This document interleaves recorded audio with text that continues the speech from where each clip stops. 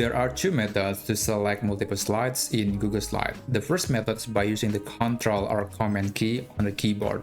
If you're using Windows, then it's going to be the Control key, and if you're using Mac, then it's going to be the Command key.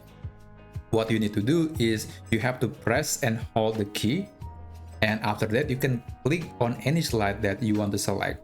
You can click slide number 1, number 2, number 3, and I'm going to jump to slide number 5, skipping number 4. And that is the beauty of this method. You can select any slide in any order. It doesn't matter where the slide is located.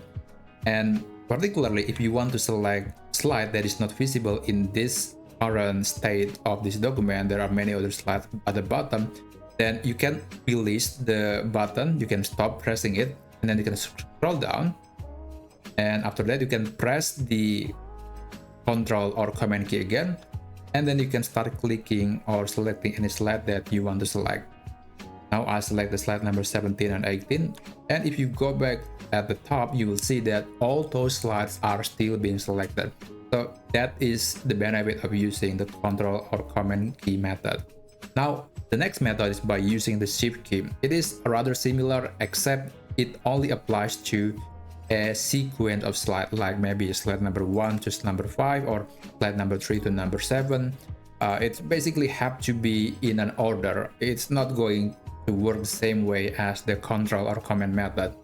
So I'm going to just press and hold the Shift key on my keyboard, and I'm going to click the slide number 5. You will see that the slide number 1 and 5, all of them will be selected. You can also use the same method to, let's say, slide number 2. I'm going to just click normally, and then I'm going to scroll down to slide number 15, for example, and I'm going to press and hold the Shift key and click slide number 15. And there you have it.